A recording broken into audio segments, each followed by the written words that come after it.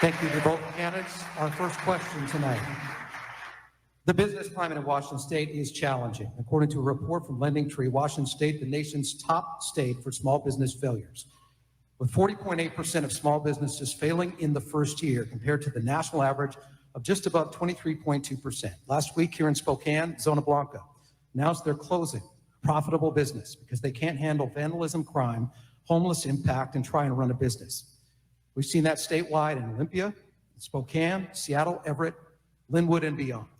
What, as governor, will you do to improve the overall business climate for owners and employees statewide? Specifically, how do you humanely and forcefully impede the negative impact of those struggling with homelessness in proximity to businesses and repeated incidents of crime, vandalism, and lack of safety for those trying to work day to day? Mr. Reichert.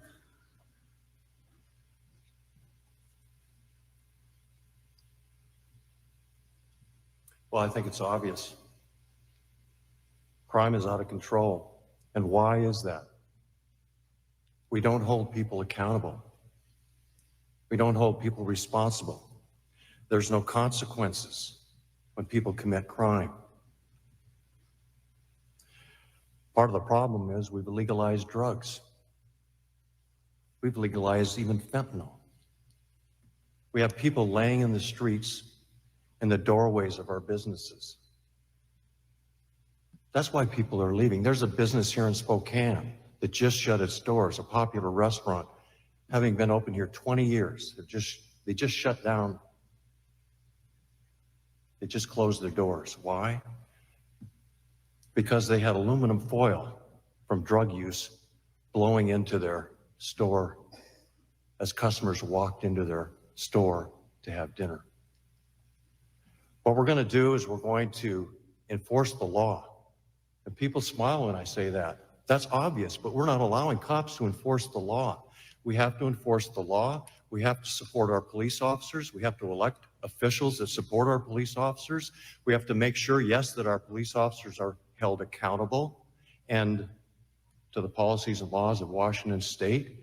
But we also have to make sure that when they make a life and death decision, that the Attorney General's office is not going to come after them and sue them or charge them with a crime. Mr. Ferguson.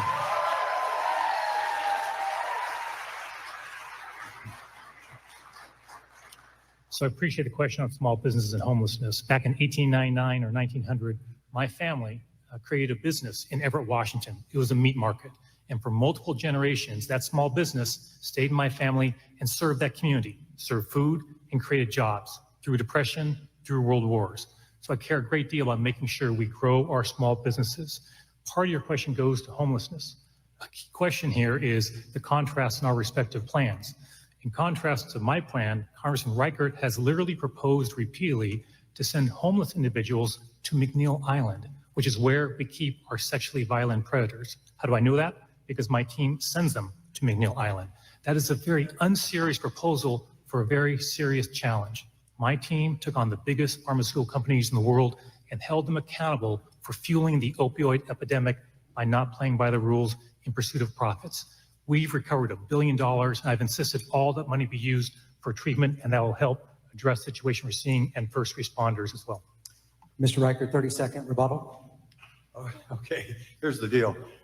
He puts sexual offenders in McNeil Island. We just released 68 violent offenders this year. Are you kidding me? 1 out of 7 of those reoffend, and they're in our community. Hey, look, I don't care where we put the homeless. We need to put them in a safe place. We need to surround them with social services when we put them in a home. We need to hold a hand out, a helping hand. That is the help time. them up off the side.